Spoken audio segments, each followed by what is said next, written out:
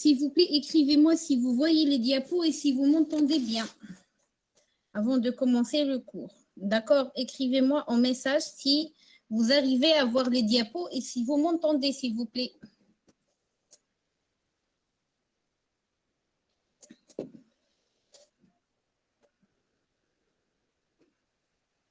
Très bien.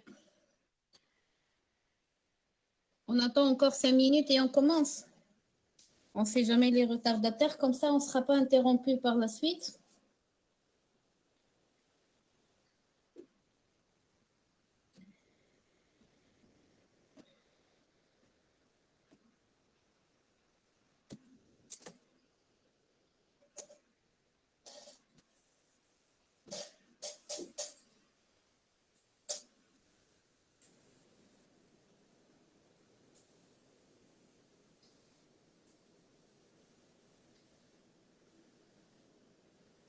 Bon, je m'excuse pour cette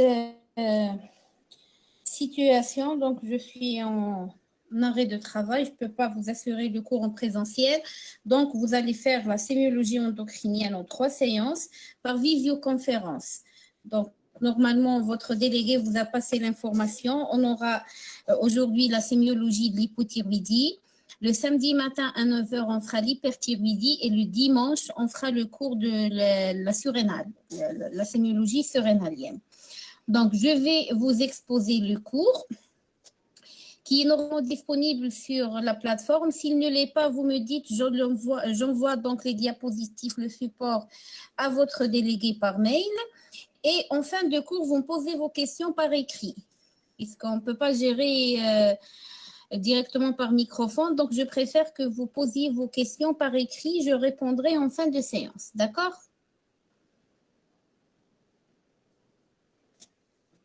شربتوا حليب كم صاي؟ ولا قاعدين تشربوا فيه؟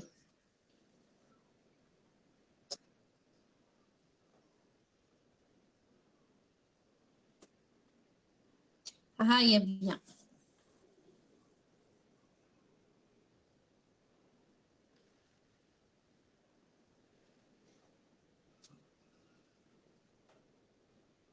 Donc, on commence le cours, c'est bon. Donc, pour la sémiologie endocrinienne, pour le nouveau programme qui s'est fait en unité, donc la sémiologie a été réduite à la sémiologie de la thyroïde concernant les 2 situations pathologiques, l'hypothyroïdie et l'hyperthyroïdie, et la sémiologie surrénalienne. Le diabète sucré étant une pathologie à définition biochimique, c'est-à-dire biologique, donc ça se fait en biochimie normalement. La sémiologie s'apparente à plusieurs signes cliniques concernant tous les organes. On commence donc par la sémiologie thyroïdienne.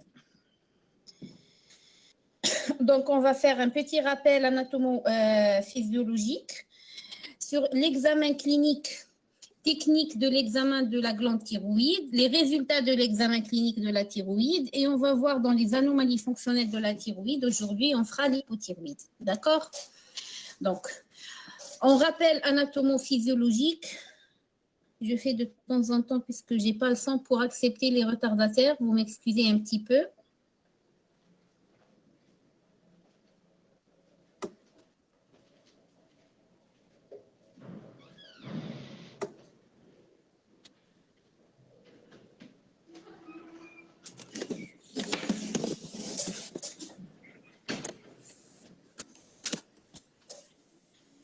Est-ce que vous voyez les diapos maintenant, s'il vous plaît? Vous voyez les diapos? Il n'y avait pas de problème tout à l'heure. Très bien. D'accord.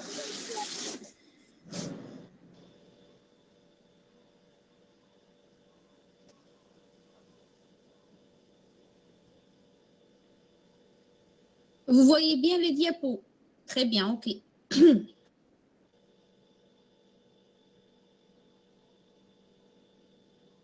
On accepte Nairobi, on commence. Hein.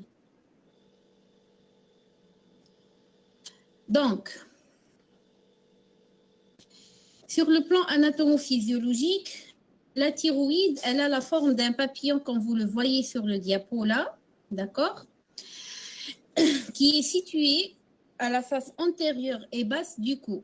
À la base du cou, donc sur la face antérieure, vous avez la glande thyroïdienne qui enserre les côtés latéraux du larynx et les premiers anneaux de la trachée.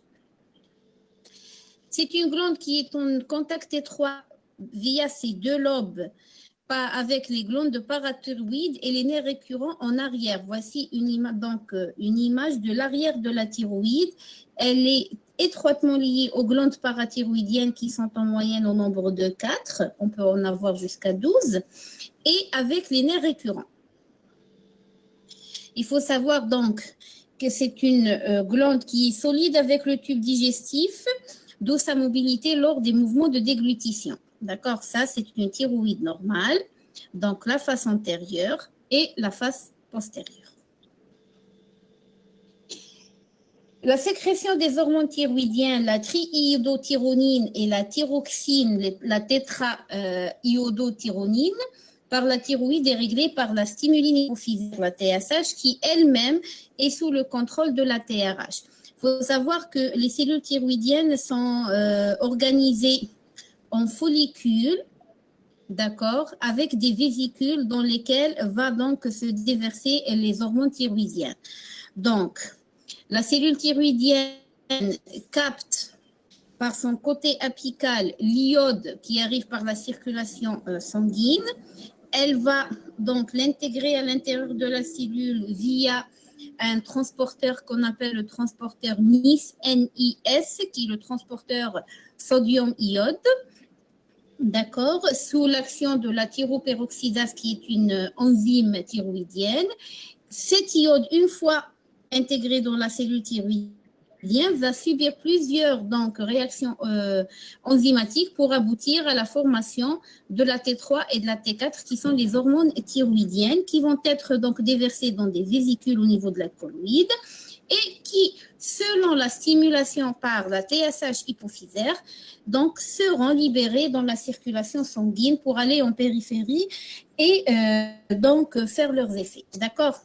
Là, c'est l'image de l'axe thyroïdien, ce qu'on appelle l'axe thyroïdien.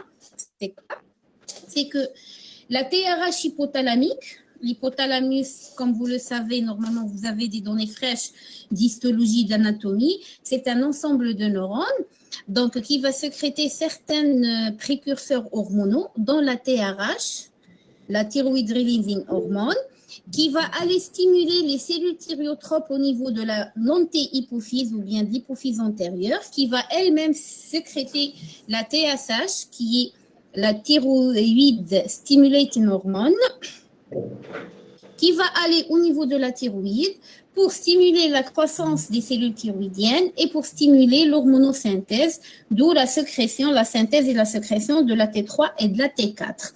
La T3 et la T4 ont un effet de feedback négatif sur l'ensemble hypothalamo-hypophyse. Ça veut dire quoi? Ça veut dire que quand le taux d'hormone thyroïdienne est trop augmenté, le signal part à l'hypothalamus. On a beaucoup trop d'hormones thyroïdiennes. L'hypothalamus diminue sa sécrétion de TRH, ce qui fait qu'il va y avoir une diminution de la sécrétion de la TSH, d'où une diminution de la synthèse des hormones thyroïdiennes, ce qui permet donc de consommer les hormones thyroïdiennes qui sont en excès dans la circulation et de normaliser par la suite leur taux. La même chose a lieu quand le taux d'hormones thyroïdiennes est insuffisant au niveau périphérique. Donc, il n'y a pas assez de T3, T4. Le feedback, donc le signal part à l'hypothalamus, on n'a pas assez de T3, T4, on en a encore besoin. Donc, l'hypothalamus augmente sa sécrétion de TRH, ce qui fait qu'il va y avoir une augmentation de la synthèse de la TSH pour stimuler la sécrétion de la T3 de la T4 au niveau de la thyroïde et ainsi augmenter le taux et le normaliser. D'accord ?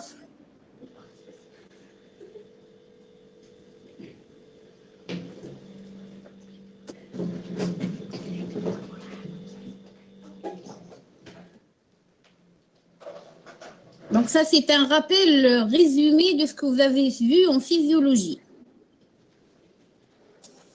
Les hormones thyroïdiennes ont une action ubiquitaire. C'est pratiquement règle générale en matière d'endocrinologie en général. En endocrinologie, on n'a pas d'appareil propre à nous. Vous avez vu l'appareil cardiovasculaire, l'appareil respiratoire, vous avez vu peut-être l'appareil digestif. Donc, chaque appareil, donc c'est un appareil, un organe avec un appareillage qui fait que un dysfonctionnement de cet organe va se traduire par des signes cliniques qui sont propres à cet organe.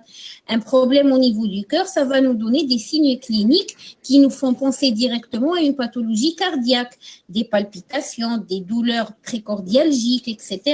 Au niveau digestif, diarrhée, constipation, épigastralgie, douleurs de l'hypocondre droit, de l'hypocondre gauche, etc. D'accord? En endocrinologie, on n'a pas d'appareil propre. On a des glandes qui vont aller donc entraîner plutôt la sécrétion d'hormones et ces hormones vont avoir des actions un peu partout.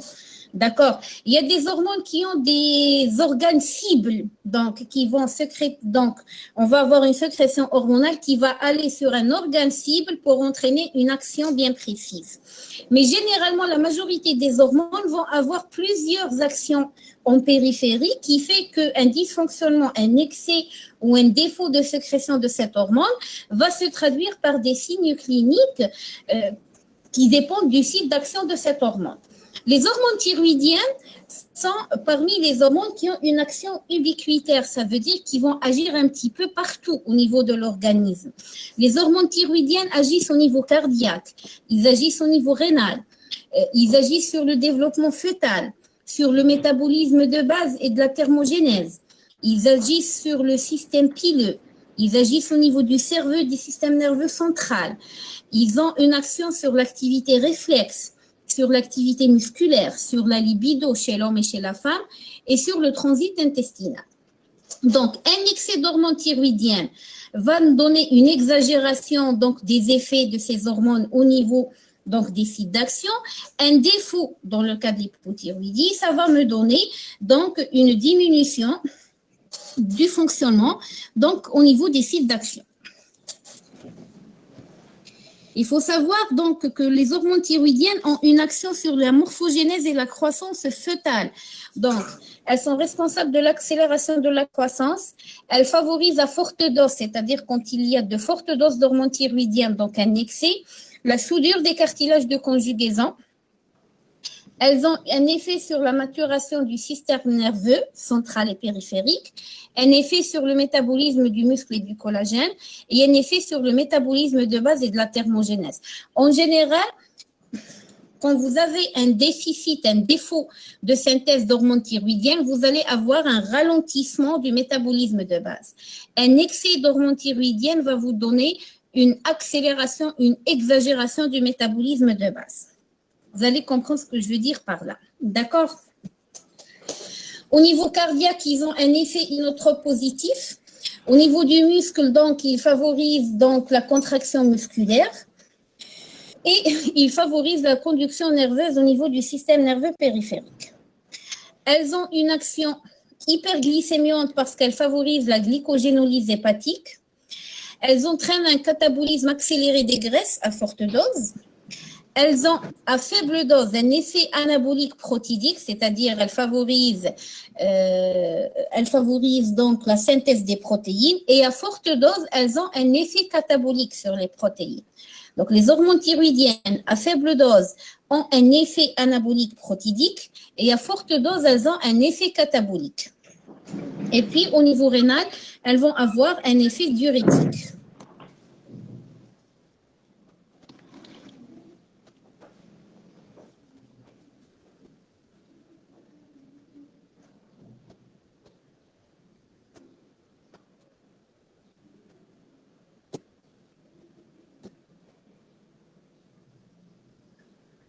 Normalement, c'est bon.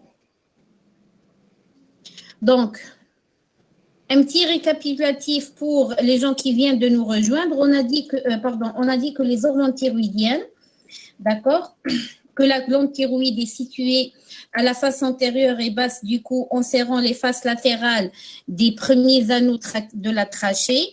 en contact étroit par les deux lobes avec les glandes parathyroïdiennes et les nerfs récurrents qui viennent en arrière de la glande thyroïde, et elle est solide avec le tube digestif, d'où sa mobilité lors des mouvements de déglutition. Les hormones thyroïdiennes sont synthétisées à partir de l'iode organique apporté par l'alimentation qui va être capté par des récepteurs spécifiques au niveau donc du côté apical de la cellule thyroïdienne, qui va, via un transporteur sodium-iode qu'on appelle le NIS, intégrer l'iode à l'intérieur de la cellule, qui va subir donc des réactions enzymatiques, notamment celle de la thyroperoxydase,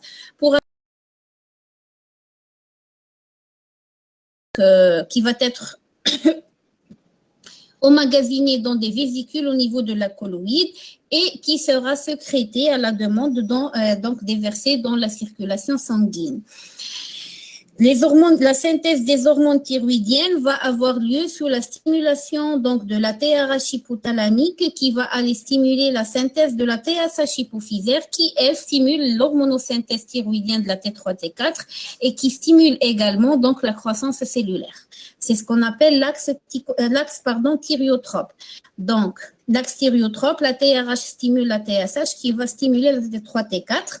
Une fois élevé, le signal part à l'hypothalamus. On a trop d'hormones thyroïdiennes. L'hypothalamus diminue sa sécrétion de TRH, ce qui va diminuer la sécrétion de la TSH, ce qui va diminuer la sécrétion et la synthèse des hormones thyroïdiennes, ce qui permet de consommer les réserves et les hormones thyroïdiennes excessives, d'où la normalisation. Le contraire est vrai, quand la T3, T4 sont trop basses, le signal part, on n'a pas assez d'hormones thyroïdiennes, l'hypothalamus augmente sa sécrétion de la TRH, ce qui va entraîner l'augmentation de la synthèse de la TSH, ce qui va entraîner une augmentation de l'hormonosynthèse périphérique. Les hormones thyroïdiennes ont une action ubiquitaire sur l'ensemble de l'organisme. Elles sont responsables du métabolisme de base et donc de la thermogénèse, du développement fetal et de la croissance osseuse. Elles ont un effet diurétique au niveau du rein, un effet inotrope positif au niveau du cœur, et elles augmentent donc la fréquence cardiaque. Elles ont un effet sur le système pileux, sur le système nerveux central, l'acquisition donc des activités psychomotrices, sur l'activité musculaire, la contractilité musculaire, sur donc la conduction nerveuse, sur la libido et sur le transit intestinal. Une baisse des hormones thyroïdiennes va entraîner un ralentissement du métabolisme de base.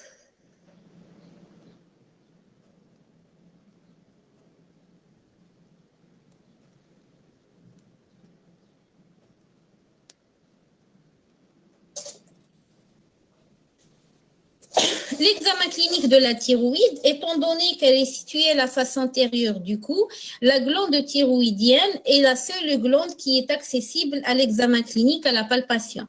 Toutes les autres glandes sont enfuies au niveau de l'organisme, on n'arrive pas à accéder par la palpation. Donc la thyroïde, on peut la palper puisqu'elle est située, comme vous le voyez ici, à la face antérieure et basse du cou.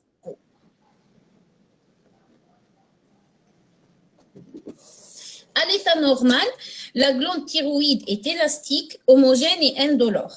D'accord? Elle est située juste au-dessous du cartilage cricoïde, d'accord? En rapport avec le point d'insertion, donc du muscle sternocléidomastoïdien avec la clavicule. Voici l'emplacement normal de la thyroïde qui a une forme globale de papillon. Donc, l'inspection. Comme tout examen clinique, on a la phase inspection, palpation et auscultation. Donc, le patient est confortablement assis, la tête un petit peu penchée en avant, pas trop, pour ne pas repousser la glande en profondeur vers le bas. Donc, juste légèrement, il va pencher sa tête en avant. Et on va inspecter la région basale du cou. Donc, on va rechercher la modification du volume du cou. On recherche une augmentation du volume du cou, de la base du cou, à la recherche d'une augmentation donc du volume de la thyroïde qu'on va appeler goitre. On va rechercher aussi les modifications cutanées. Est-ce qu'il y a une dépigmentation? Est-ce qu'il y a donc des signes en faveur d'une inflammation, une rougeur de la peau? Est-ce qu'il y a de la vasodilatation? Et on va rechercher les modifications vasculaires à l'inspection, donc notamment l'érythisme des vaisseaux du cou et les bouffées vasomotrices, c'est-à-dire qu'on va avoir, donc on arrive à voir un petit peu le flux sanguin à travers les vaisseaux du cou en rapport avec une donc vascularisation thyroïdienne, généralement dans le cadre de l'hyperthyroïdie.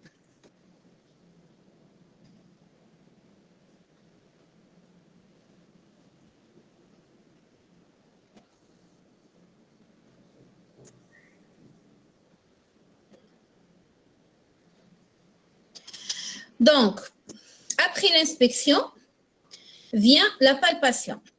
Il faut savoir que la palpation se fait sur un patient qui est en position assise, toujours la tête penchée légèrement en avant. L'examinateur, c'est-à-dire vous allez être derrière le patient.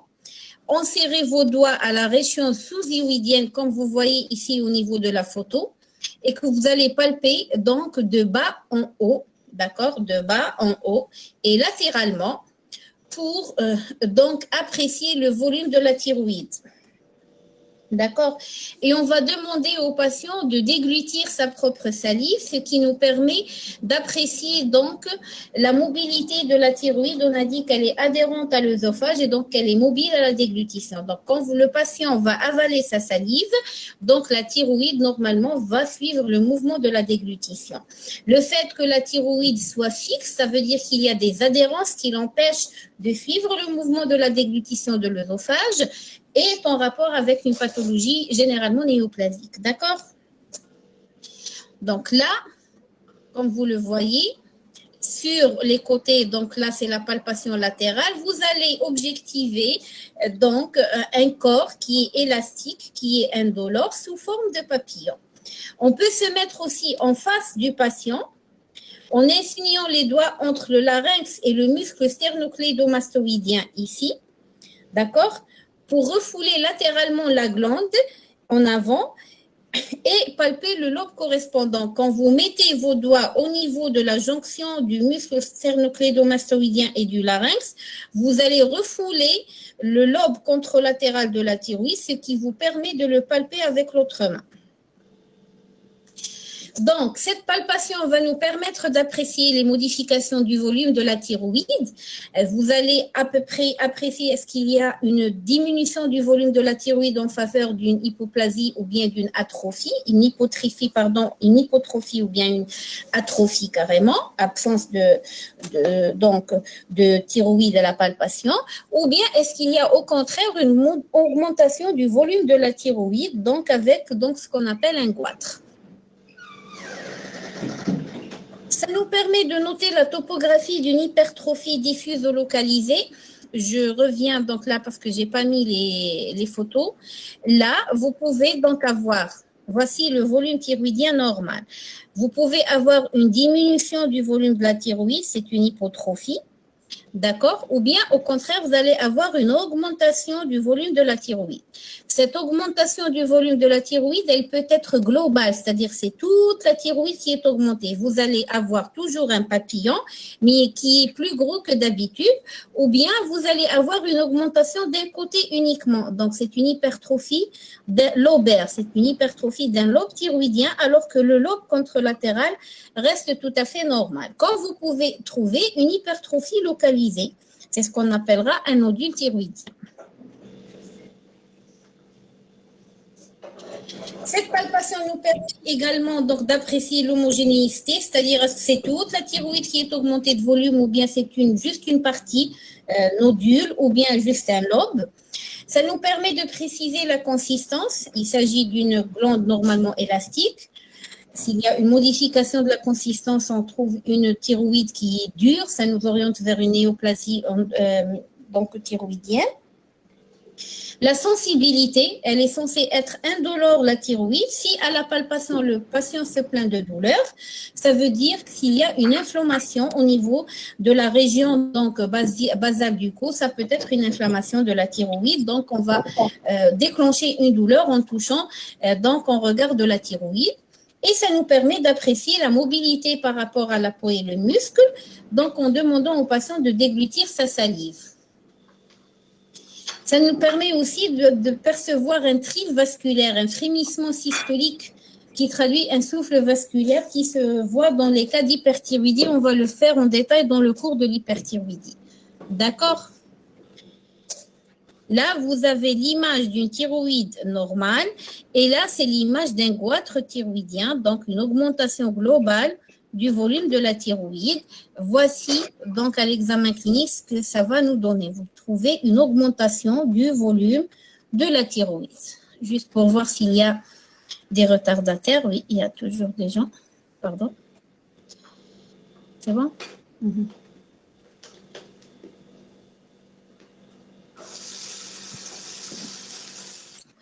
D'accord, vous trouvez une augmentation du volume de la thyroïde, donc vous allez parler d'un goitre. Vous devrez le classer selon la classification de l'Organisation mondiale de la santé qui classe les goitres en 3 grades. Le grade 1, c'est l'absence de goitre, d'accord? Donc, vous palpez le cou de votre patient, il n'y a pas de goitre. Le grade 1A, c'est la palpation d'un goitre qui n'est pas visible, c'est-à-dire que le patient, quand vous le regardez, quand vous inspectez, quand vous le regardez de face, vous ne suspectez pas une présence de goitre, tout vous paraît normal. Mais quand vous palpez, vous allez mettre en évidence l'augmentation du volume de la thyroïde. Le grade 1B, c'est un goitre qu'on arrive à palper et qui va être visible en hyperextension du cou. C'est-à-dire, on demande au patient de pencher sa tête en arrière. Et quand il penche sa tête en arrière, soit qu'on ne voit toujours rien, donc c'est un grade 1A. Si on voit qu'il y a une augmentation du volume de la thyroïde, donc le goitre est mis en avant, il s'agit du grade 1B. Le grade 3, c'est un goitre visible en position normale du cou. Quand vous vous approchez du patient, en position normale, vous allez visualiser le goitre. Comme ici. Le grade 3, c'est un goitre visible à distance, donc c'est un goitre qui est très, très volumineux, qu'on le voit de très loin. La dernière étape donc, de l'examen clinique, c'est l'auscultation, qui va rechercher surtout un souffle qui est en rapport avec une hypervascularisation de la glande thyroïdienne. Ça se voit généralement dans la maladie de Vaso, qui est une pathologie pourvoyeuse d'une hyperthyroïdie. D'accord ? Il s'agit d'un souffle à différencier d'un souffle respiratoire, bien sûr, ou d'un souffle du paquet carotidien. Donc, vous allez mettre votre stéthoscope directement au niveau de l'emplacement de la thyroïde. Et si vous entendez un souffle, il s'agit probablement donc d'un thrille vasculaire qui va être confirmé par l'échographie thyroïdienne en mode Doppler. Est-ce que ça va jusque-là?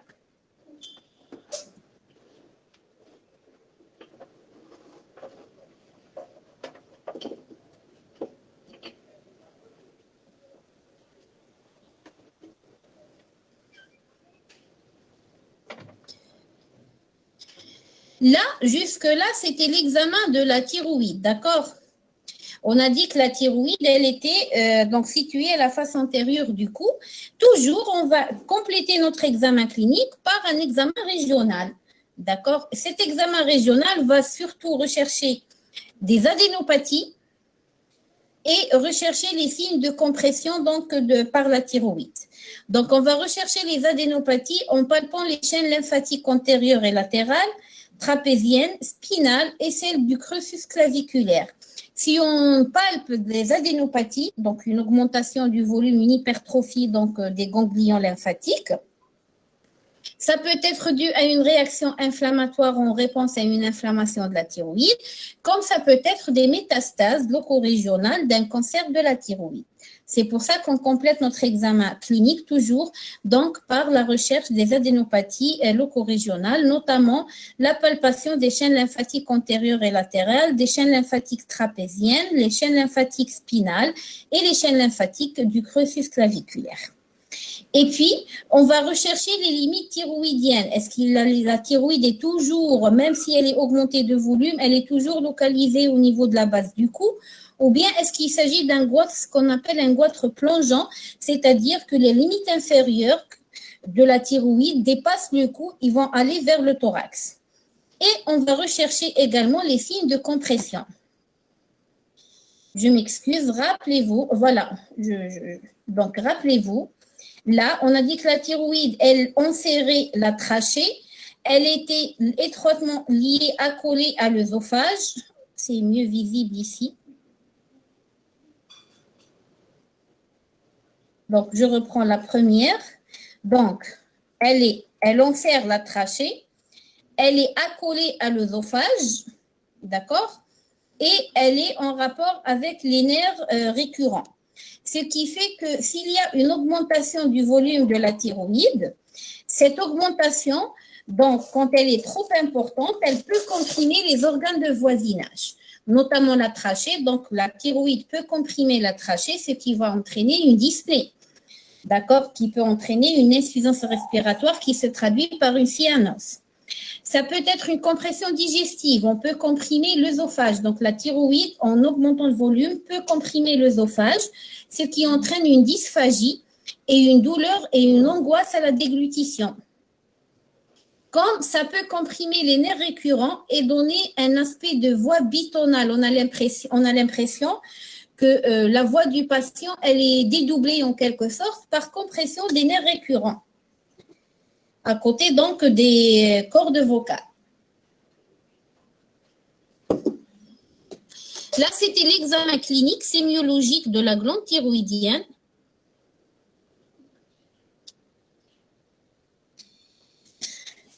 On va aller vers le dysfonctionnement donc hormonal. On a dit que la thyroïde sécrétait des hormones thyroïdiennes qui avaient une action ubiquitaire, donc concernant pratiquement la totalité de l'organisme. Donc, ce fonctionnement hormonal, cette synthèse hormonale, elle peut être perturbée dans le sens de l'excès ou du défaut, c'est-à-dire soit que la thyroïde ne peut plus synthétiser et sécréter des hormones thyroïdiennes, soit qu'elle va en sécréter de façon excessive. Donc, si on a un excès d'hormones thyroïdiennes, on va parler d'hyperthyroïdie, hyper étant un préfixe latin en rapport avec l'excès, thyroïdie, c'est la thyroïde.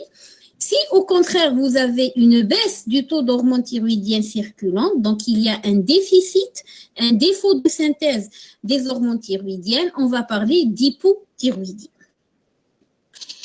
L'hypothyroïdie, donc, va se traduire, je préfère mettre ce petit titre-là, par un métabolisme de base ralenti. Et je vais vous expliquer. Rappelez-vous, on a dit que les hormones thyroïdiennes avaient un effet inotrope positif sur le cœur. Ils avaient un effet sur la thermogénèse.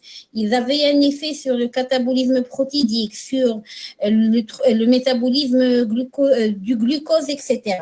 Donc, si on a un déficit en hormones thyroïdiennes, une baisse d'auto d'hormones thyroïdiennes circulantes, on va avoir un ralentissement du métabolisme de base. Ce ralentissement du métabolisme de base peut se traduire par une asthénie. Ça veut dire une faiblesse à prédominance matinale majorée par la fatigabilité, c'est-à-dire au fur et à mesure que la personne avance dans la journée, elle va être de plus en plus fatiguée. D'accord? Donc, elle est rapidement fatigable. On va avoir un défaut de la thermogénèse qui va induire une frilosité précoce et très évocatrice associée à une hypothermie. Qu'est-ce que ça veut dire frilosité? Ça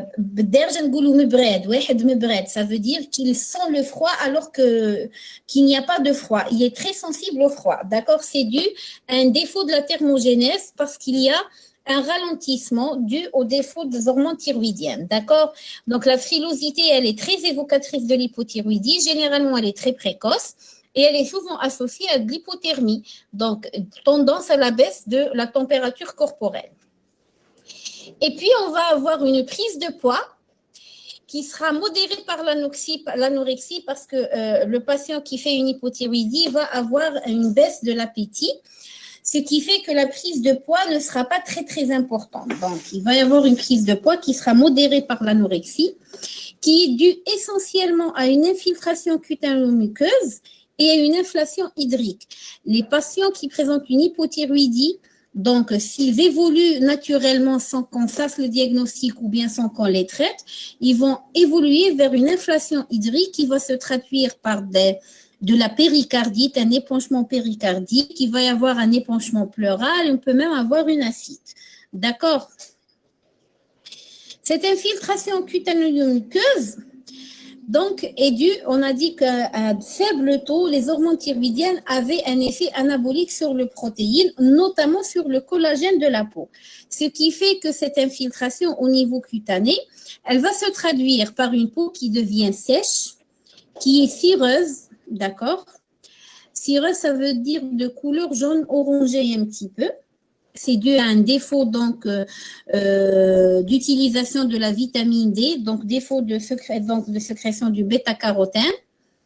Le visage et les bouffi avec des fronts couverts de rides, des paupières qui sont lourdes, rétrécissement de la fente palpébrale, les lèvres et les oreilles sont épaissies, les images de deux femmes qui avaient une hypothyroïdie, c'est la là en situation d'hypothyroïdie et après avoir traité la regardez la différence. On a l'impression qu'elle a les yeux fermés ici. Pourquoi? Parce qu'elle a les paupières lourdes, ce qui rétrécit la fente palpébrale. Donc, elle a... Bon, et les oreilles, là, ils ne sont pas très visibles, qui vont être épaissis. Et là, par exemple, là, les lèvres sont épaissies. Vous avez l'infiltration là. On a donc des poches.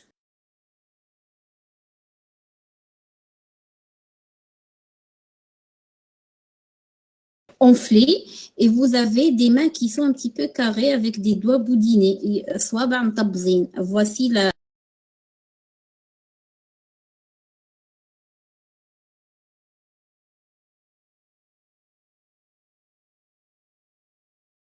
normale. D'accord? Cet excès de sécrétion de collagène et son dépôt au niveau du tissu cutané de collagène et d'extravasation hydrique qui va se traduire au niveau muqueux par une macroglossie, donc une infiltration de la langue. Ça va nous donner une grosse langue, ce qui fait que le patient, pour mieux respirer, ne fermera plus la bouche trop longtemps.